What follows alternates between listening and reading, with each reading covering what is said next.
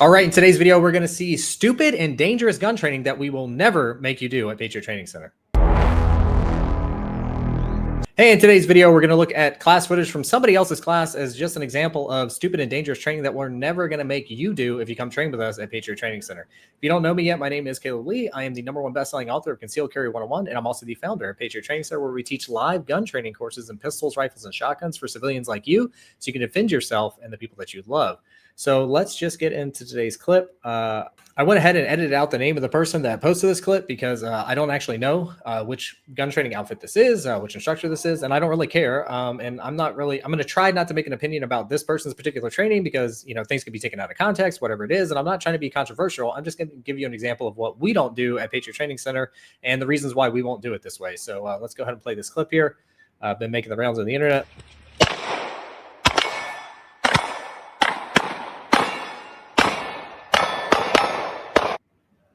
All right, so we'll play that one more time.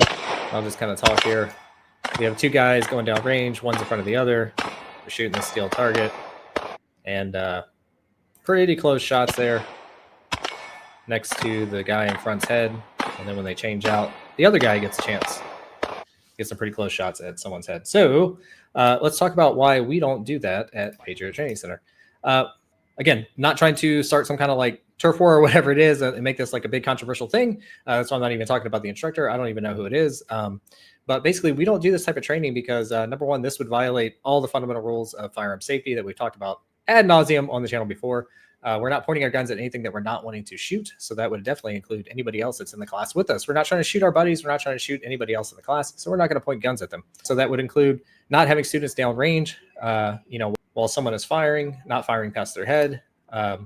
We're just not going to do that. Over and above that, the reason why I'm kind of posting this is I think this is like an example of like if people see this, maybe they don't have like a background in good gun training, or they're looking for gun training. They may think, man, this seems really like tactical and cool and like advanced techniques or something like that, because it seems kind of dangerous. Like you're shooting past your buddy's head and all this type of stuff. And, what if I was in a fight? I got to learn to shoot past like innocent people. Like that's just wrong. Okay. Advanced techniques are nothing more than the fundamentals applied at a high level. There is no such thing as like an advanced technique. There's no advanced way to press the trigger. You just get better at pressing a trigger. There's the fundamentals applied in an advanced manner.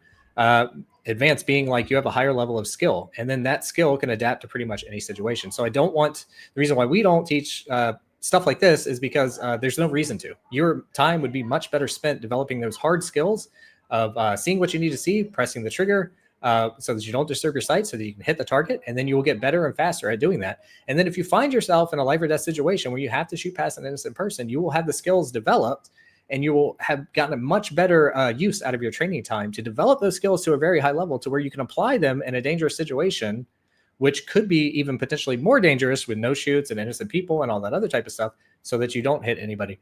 This is kind of brings me to like point number 3.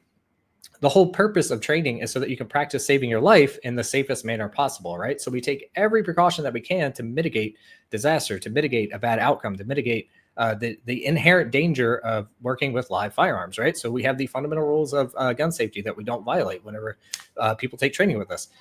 One thing that I'm extremely proud about, if you go read all of our Google reviews, like everybody like comments on like how seriously we take safety, because it is a big issue, right? Because there's no way to really there is a level of danger that you have to accept when you're dealing with a firearm, because that's just what they are. They are tools that can be dangerous, right?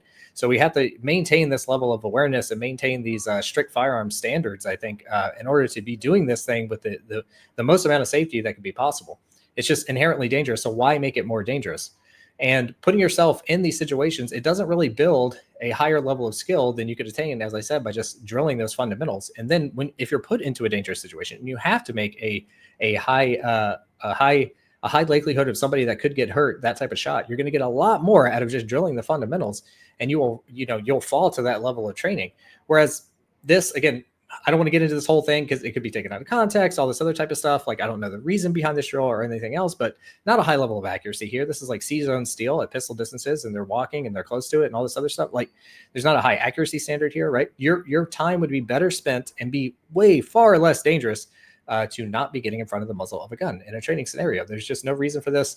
I do not think that any of the high-level military operator guys make a habit out of shooting past each other's heads and stuff like that just because they want to pretend that it's going to be advanced. I think most people that will tell you, most people that have a whole lot of skill with a firearm have avoided this type of unnecessary, dangerous training because there's really no payoff, right? But there is absolutely a potential for things to go really wrong. So that's why we would never put you in a scenario like this. Again, I don't know who this instructor is. I don't know what class this is. I don't know what it's about and the whole purpose behind it. But I will just say on our side, we're not going to do drills like this. And you will not be subjected to drills like this if you come train with us. Everything will be safe. Everybody will be on a firing line. And if there is any movement, then we will do that in the safest manner possible. We're not going to take these type of risks that you just don't need to take if you're taking proper firearms training. So that's my little rant there. And let me know what you think in the comments below. If you're interested in training with us, patriottrainingcenter.com, where we have pistol, rifle, and shotgun courses. And it won't be stupid. It won't be dangerous. And you'll get the life-saving training that you need. And if you want to train at home, you can check out the dry fire program in the description below. And if you want to benchmark your skills, go ahead and check out our 3-second minimum drill standard that we hope that everybody can train themselves to. I'll see you in the next one.